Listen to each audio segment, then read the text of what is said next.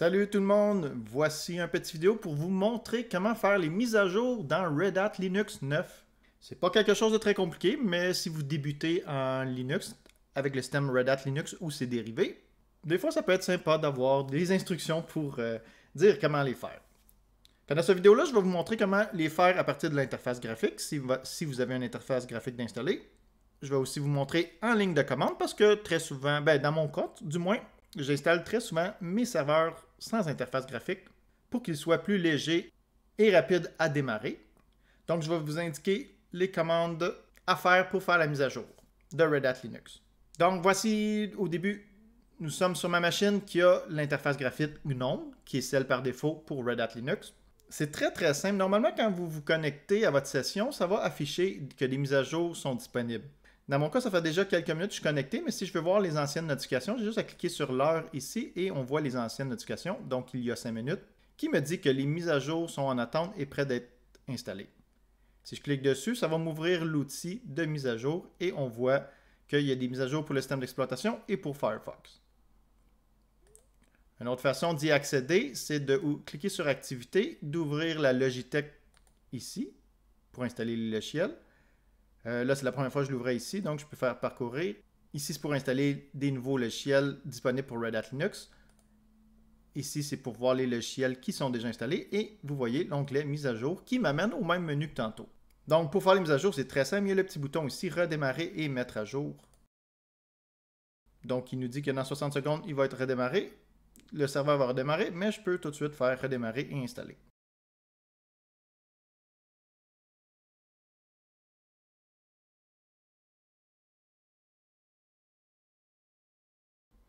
Donc, voici à quoi ça ressemble quand il installe les mises à jour. Donc, pendant qu'il redémarre, donc on a le menu Installation de mise à jour.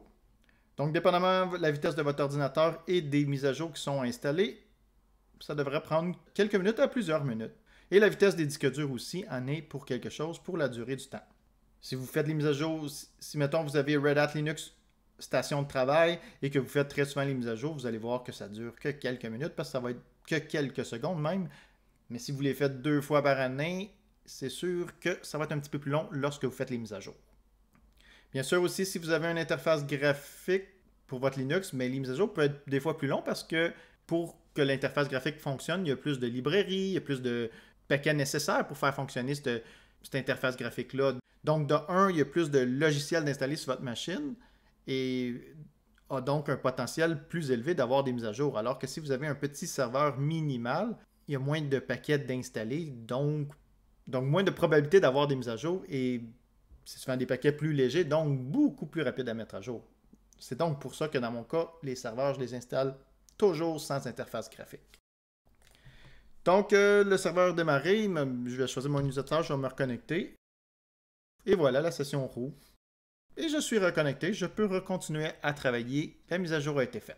Ah, puis après avoir installé des mises à jour, on voit aussi une notification qui nous dit que mise à jour logiciel installé, qui nous prévient qu'est-ce qui a été installé. Si je clique dessus, donc on revoit le même menu que tantôt, mais ça dit que maintenant c'est installé. Donc si je le ferme, on voit que dans mise à jour, c'est à jour. Si je veux provoquer un refresh, donc revérifier si les mises à jour sont disponibles, au cas que dans les 17 dernières minutes, il y a une mise à jour qui a été proposée, il faut faire ici. Il faut cliquer sur le bouton en haut à gauche.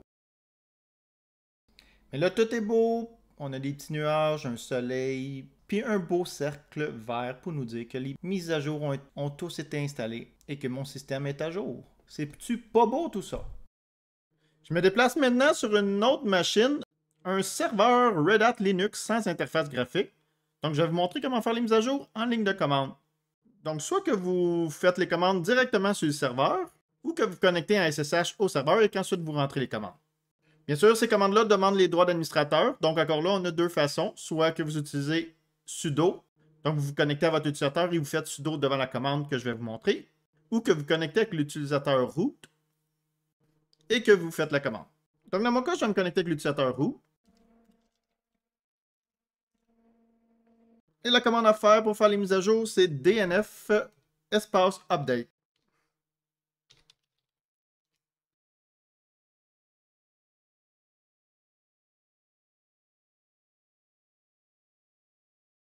Donc, il va afficher la liste des paquets qui peuvent être mis à jour. Vous voyez également le nombre de paquets qui va être installé, le nombre de paquets qui va être mis à jour et la taille totale des téléchargements. Donc, dans mon cas, il va y avoir 181 MO qui vont être téléchargés. Est-ce que je veux continuer, oui ou non? Je vais choisir oui. Et la mise à jour se fait. Donc, ça se fait en 2 étapes. La première étape, c'est de télécharger les paquets à mettre à jour et à installer. Et ensuite, c'est désinstaller. Une fois que tout ça va être fait, ça va être de redémarrer le système. Donc, je vous accélère la vidéo et je vous reviens quand les mises à jour seront installées.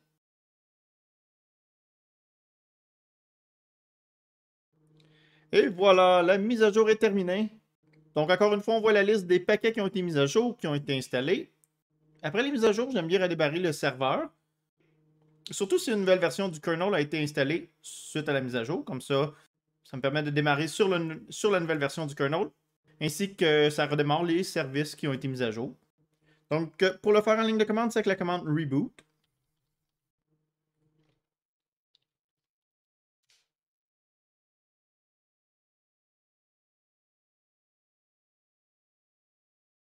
On a vu rapidement le menu de Grub avec une liste de toutes les versions des kernels qui est installée.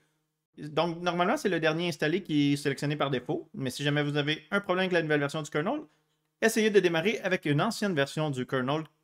Donc, c'est une option très pratique. Et voilà, la mise à jour est terminée. Et le serveur est redémarré. Je peux me reconnecter avec mon utilisateur comme tantôt.